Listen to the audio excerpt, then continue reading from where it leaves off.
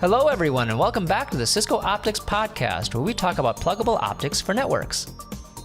Manufacturing of optics has been historically cumbersome compared to electronics. With optics, you have to align components and glue them down or laser weld them. It was often done by hand because there wasn't enough volume to justify developing fancy robots. Compare this with electronics, where you put tons of devices on a single wafer and stamp them out in a highly automated fab.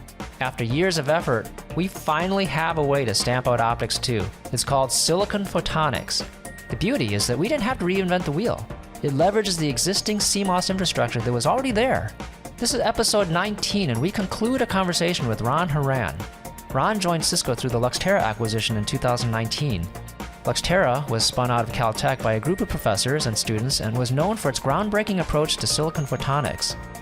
In this episode, we get into alternative packaging of optics for the future. Ron attended the University of Texas at San Antonio for both his bachelor's and master's degrees. His master's thesis topic, entitled Synthetic Vision Landing Aid System, was patented as the first GPS-based aircraft landing aid. From 1994 to 1999, while at Compaq, he earned 15 patent awards. In 2001, he joined Broadcom Corporation, where he managed field applications engineering for the compute segment team, ran program management in the networking BU, and was a senior director of sales and strategic account manager covering the Hewlett-Packard worldwide account. In 2011, Ron moved to Luxtera, where he worked as vice president of sales before moving into the role as vice president of marketing. Luxtera was eventually acquired by Cisco in 2019, where Ron now runs product management for the Cisco Client Optics Group. You could say that 2019 marked a new beginning for Ron. If you haven't already, please subscribe to this podcast on Apple Podcasts. You would follow us now. Depending on which platform you use, we may be part of the Cisco Podcast Network.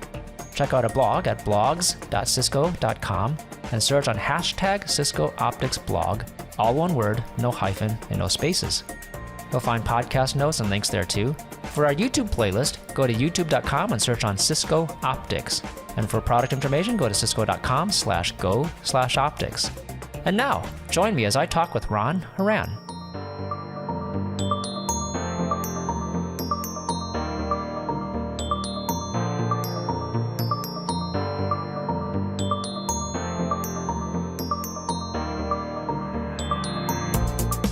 Yeah, all this stuff that's needed to get that optics module to work standalone. The other issue is power. Power and cooling is an enormous problem in these mega data centers, right? We're talking data centers that are 2 kilometers long, and power has become such a big issue that you have to figure ways to reduce it. Otherwise, you have to build smaller and smaller data centers, and obviously the carbon footprint, you've got a data center complex that's 130 megawatts, that's not good. I mean, it's costly. It's costly for the environment. It's costly for just, the fact that you have to cool all that. So power has become an issue. And so, going back to the discussion about moving the optics from the front panel to closer to the switch inside the chassis, what that allows me to do is, today I've got these high-powered SerDes that are designed to drive high-speed signaling across a PCB, and I've got those SerDes on both ends, right? So I've got a transmit and receiver on both ends, and it takes a lot of power to drive electrons that far, 20 inches across the PCB, maybe through connectors. It just takes an insane amount of power. And so consequently, now if I can take the optics and I can put it with the switch, so now I can have a short reach, extremely low power bus between those two, I can remove those SerDes entirely and have, like I said, a more parallel short reach, low power bus. Then what that allows me to do is I can save 40% power across that data center, and along with saving costs. And so I think that it's the numbers are huge, and so consequently, that's where the industry is ultimately going to go. They don't have a choice.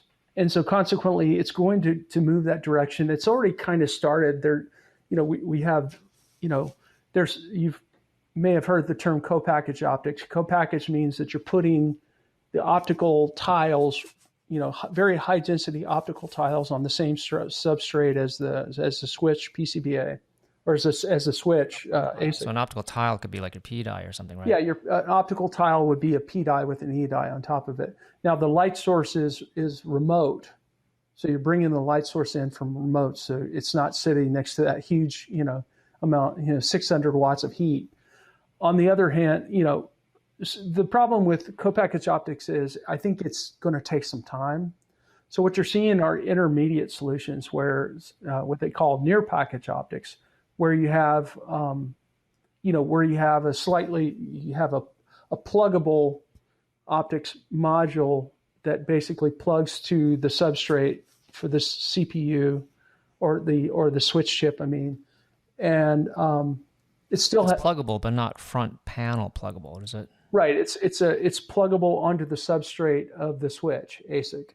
It's not on the front panel. And then what you do is inside the chassis, you have fiber routing to the front panel to get the signaling out.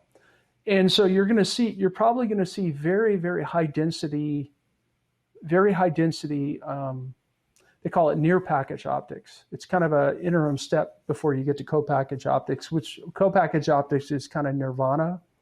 Near package optics is an interim step that saves you power. It's not as much power, but the technical risks, and all of the challenges associated with co-package optics are much more diminished.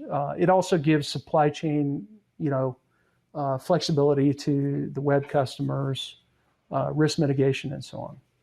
So, sorry, the difference between co-package optics and near package optics is that one has a remote light source?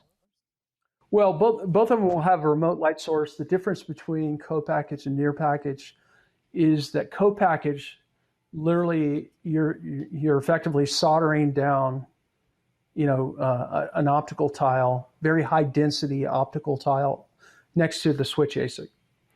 Near package optics is I have a little connector, and I'm actually putting a connector. I'm connectorizing it so that I can put the same high density tiles next to the switch ASIC, but it's pluggable. It's pluggable onto the substrate of the switch ASIC, and so that's because it's pluggable. You have a choice of vendors, and it gives you supply chain flexibility, which is what the customer wants, right? They don't want to be. The problem with co-package is it's kind of proprietary. I would say it's quasi proprietary, so they're pretty. They don't have the flexibility to have multiple vendors or switch vendors, that they can change out. So, if you go back to the discussion about EMLs versus silicon photonics, you can't really do that with an EML. And so, if you just if you look to play long ball, then what you find is that you can do EML-based solutions in the near term and probably the next few years. But if you really want to go to co-package optics and even near package optics, you really need a fully integrated solution. And that's where I think silicon photonics has an advantage. And the customers realize that. They understand that. And so that's why they're saying, okay, Cisco, we want to partner with you because you're strategically important, because you have this technology. And we know it's going that direction. So while they're planning for us for the long term, in the near term, we're engaged with them and they're buying our products and so on. So and I think that there's only a handful of companies on the planet who can actually pull that off, right? At least right now, and Cisco is definitely one of those. So, in fact, I would argue that if you look at the expertise required to do that, we've got the system expertise, right? Cisco sells, switch chassis for years. We have the optics. Yeah, I think that's the thing that makes us stand out, because, we're primarily a system vendor. And so that gives us a unique perspective and it makes us stand out.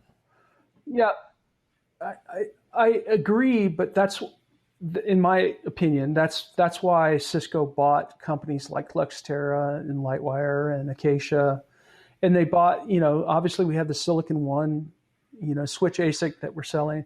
So we have the ASIC expertise, we have the system expertise, and we have the optics expertise. And in the optics expertise, we have silicon, all three of those acquisitions, Acacia, Lightwire, and Luxtera, are all silicon photonics based. And so, and so companies see that, and they're smart, they know what's what. And so they look at that and they say, okay, Cisco is strategically significant to us. We have to be engaged, near and long term. And so that's why Cisco wins, right? And so, one of the things about the web scales is they tend to lead the markets.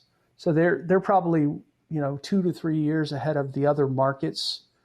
And so eventually this will apply to enterprise data center. Everybody wants to lower, they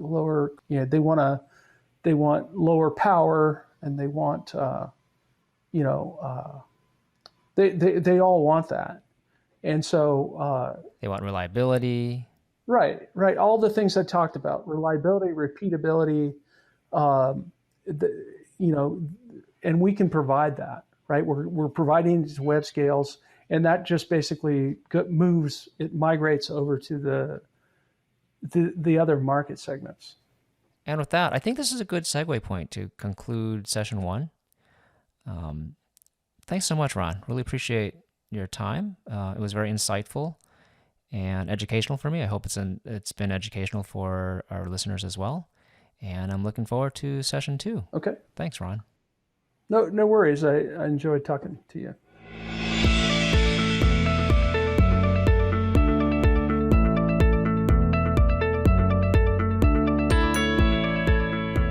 That was the final part of my conversation with Ron Horan. We're actually planning a second one. Subscribe to this podcast, and we'd really appreciate you helping to get the word out. Share this with friends and colleagues that come to mind when you think of network technology and optics, and leave a review on Apple Podcast. We're also on all the other major podcast platforms. You may see the Cisco Podcast Network come up when you search for Cisco Optics Podcast. That's where we live, and you can find other great podcasts there too. Also, check out the Cisco Optics blog at blogs.cisco.com and search on hashtag Cisco Optics blog, no spaces and no hyphens. We also have educational videos on YouTube. Just go to youtube.com and search on Cisco Optics. Thank you for listening. This is Pat Chow, Product Manager at Cisco Optics. Until next time.